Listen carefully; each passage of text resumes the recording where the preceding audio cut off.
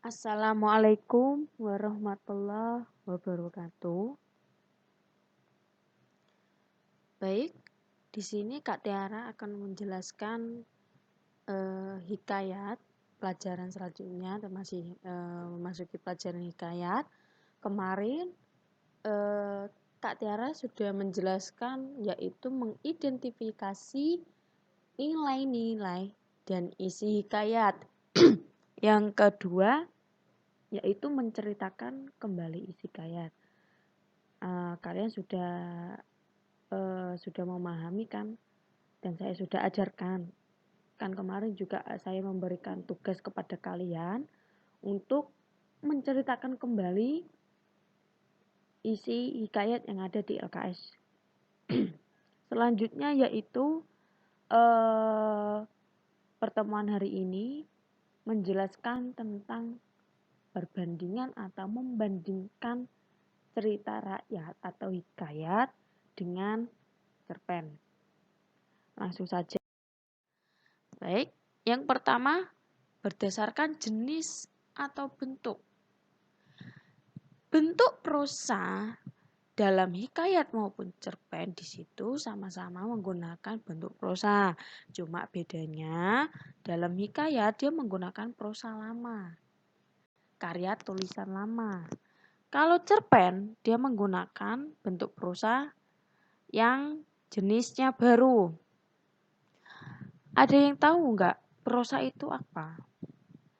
Prosa adalah karangan bebas yang dapat berupa cerita atau yang berkisah menceritakan jalannya cerita atau plot ya, hingga dalam ke pembahasan suatu gagasan atau pertanyaan yang berasal dari cerminan kenyataan dan dari informasi data yang sesungguhnya berdasarkan fakta ilmiah. Itu prosa. Bedanya dalam berdasarkan bentuk di sini, hikayat menggunakan prosa lama. Kalau cerpen dia menggunakan prosa baru. Selanjutnya yaitu berdasarkan unsur intrinsik. Ya. Berdasarkan unsur intrinsik, hikayat, cerpen hampir sama di sini. Cuma bedanya dia hikayat bertema mengangkat hal-hal yang bersifat irasional atau kemustahilan.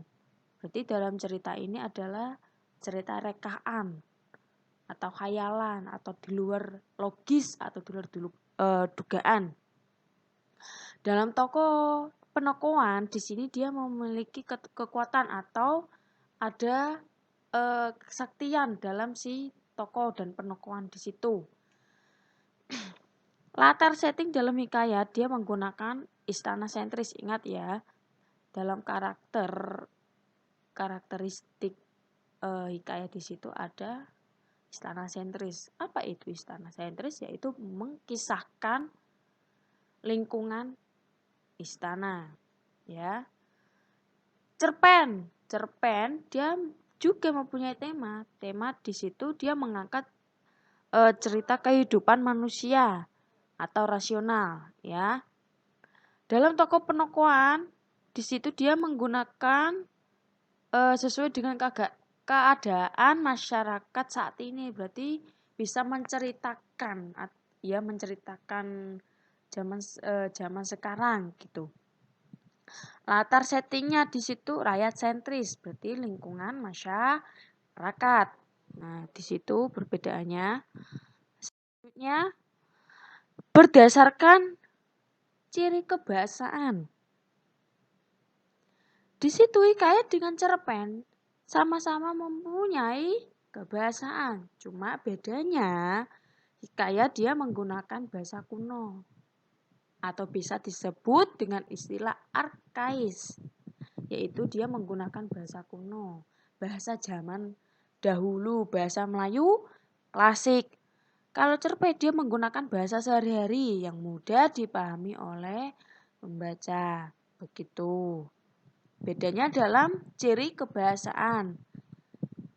Yang selanjutnya berdasarkan nilai-nilai kehidupan. Hikayat dengan cerpen, dia sama-sama mempunyai nilai kehidupan. Kemarin saya sudah menjelaskan hikayat ada nilai-nilai kehidupan. Cerpen pun ada nilai-nilai kehidupan sama seperti dengan hikayat. Bedanya di sini hikayat dengan cerpen dalam nilai kehidupannya pada zamannya.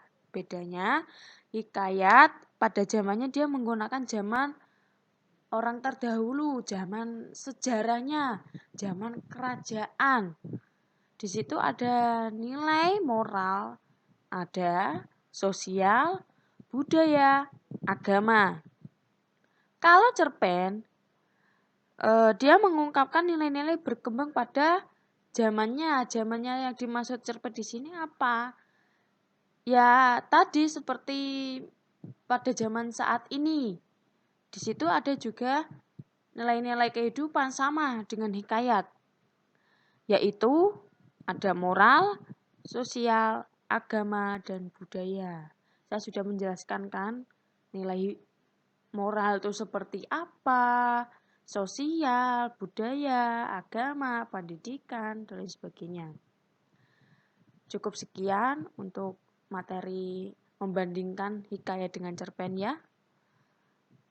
Sekian, wassalamualaikum warahmatullahi wabarakatuh.